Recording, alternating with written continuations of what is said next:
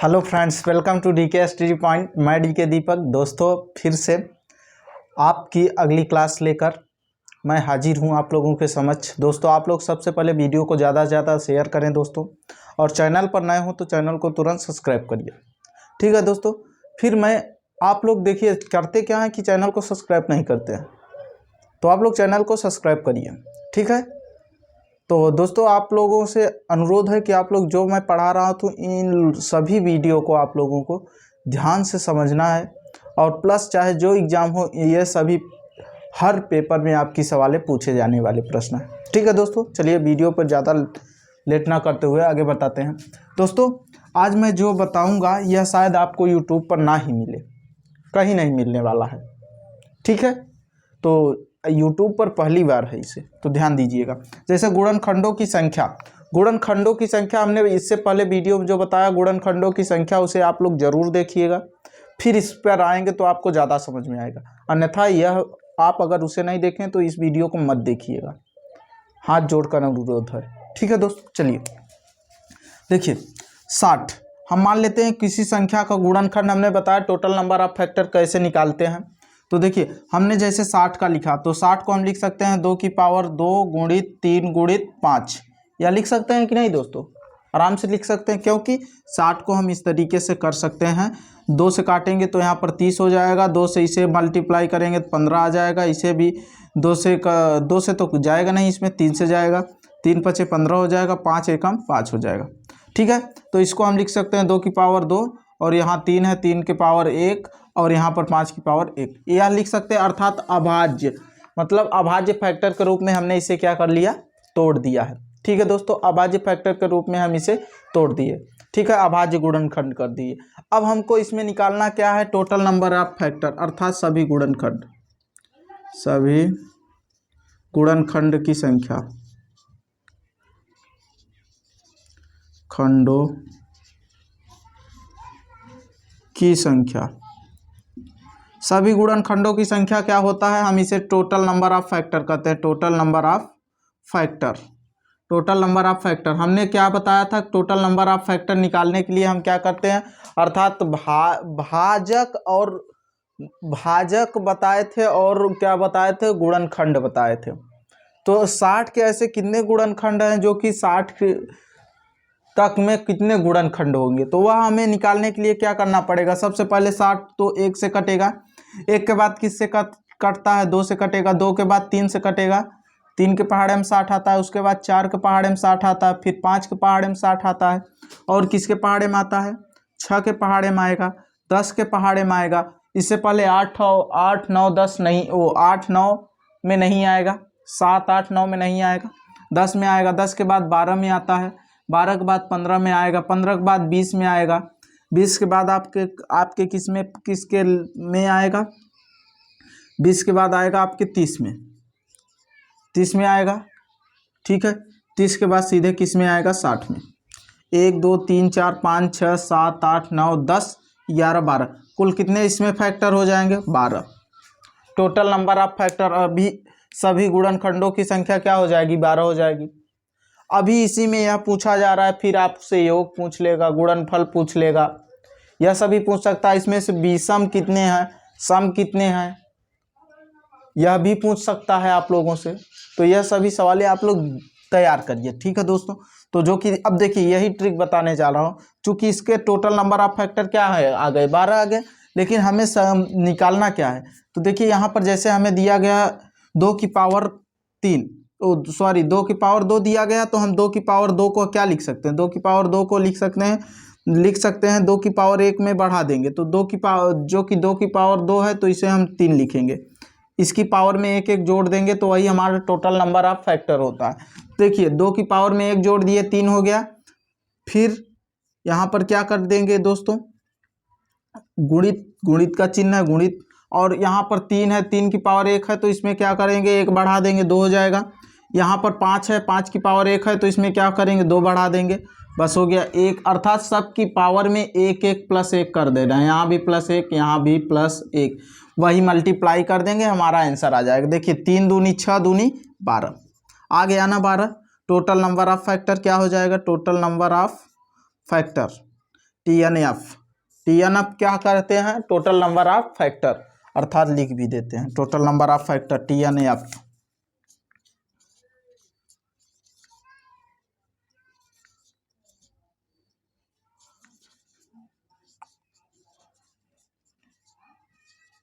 Total number of factor TNF।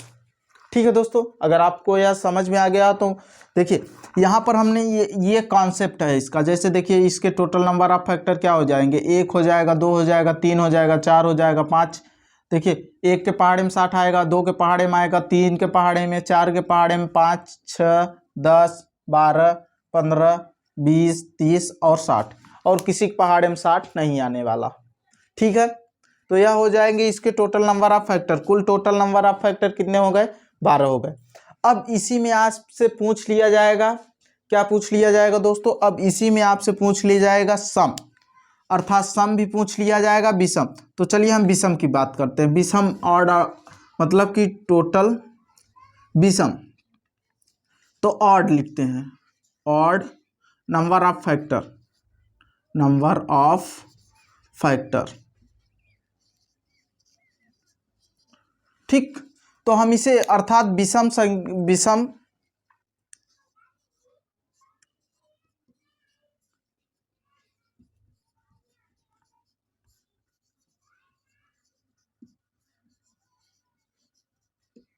विषम गुणनखंडों की संख्या।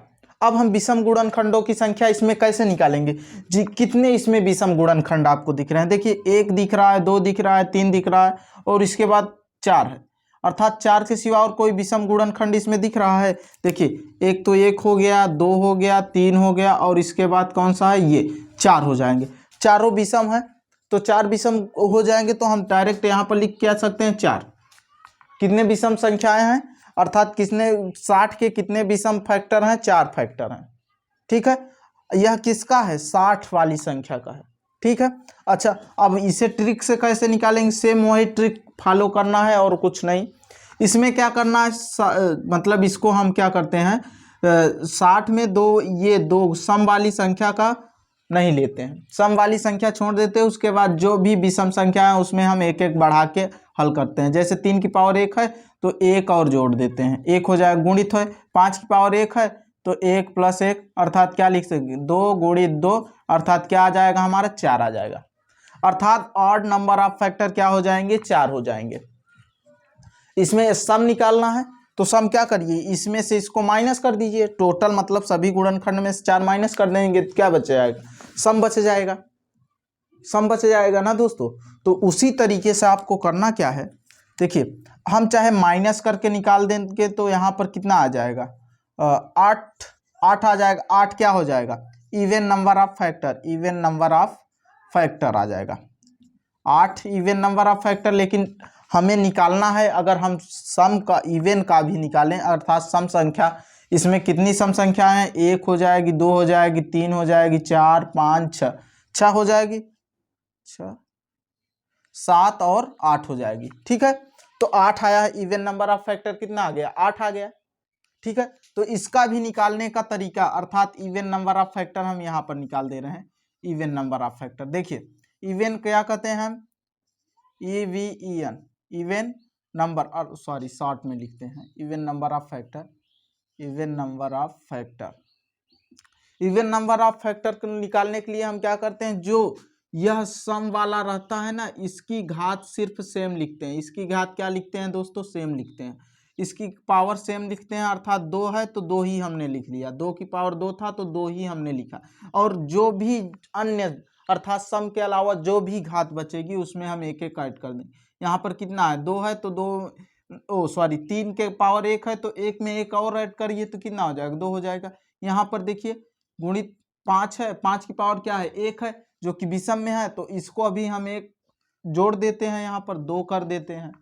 ठीक है, अर्थात अगर हमें सम वाली संख्या रहे तो सम वाले में हम छेड़खानी नहीं करेंगे, जो भी घात रहेगी वही घात हम लिख देंगे। उसके बाद जो अलग अर्थात विषम वाले होंगे उसकी पावर में एक एक बढ़ा के हम उसका मल्टीप्लाई करते हैं, अर्थात गुणा करते हैं। ठीक है, गुणा कर दीजिए, 2 दूनी 4 दूनी 8, 8 हो जाएगा आंसर। ठीक, देखिए हमने निकाला है, यहाँ पर भी निकाला है विषम गुणनखंडों की संख्या, यहाँ टोटल सभी गुणनखंडों का संख्या है, यहाँ पर सभी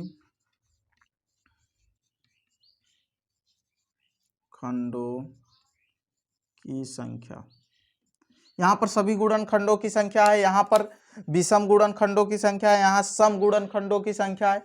यहाँ पर फिर हमने ट्रिक बता दिया है सम गुणनखंडों की संख्या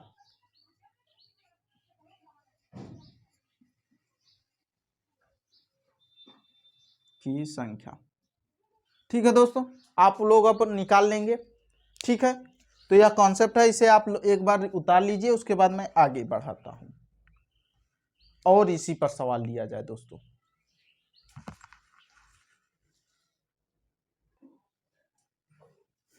तो देखिए फ्रेंड्स, जैसे कि अगली कड़ी में यह क्या है, इसमें दिया गया है कि जैसे 120 के 720 के हमें टोटल नंबर ऑफ फैक्टर मतलब सभी गुणनखंडों की संख्या यहाँ पर बताना है, यहाँ पर विषम गुणनखंडों की संख्या बताना है, यहाँ पर सम बताना है, सम गुणनखंडों की संख्या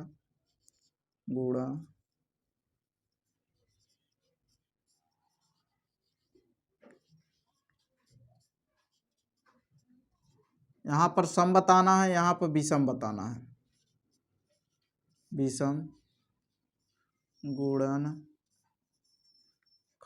की संख्या। ठीक, यहाँ पर क्या बताना है, सभी गुणनखंडों की संख्या।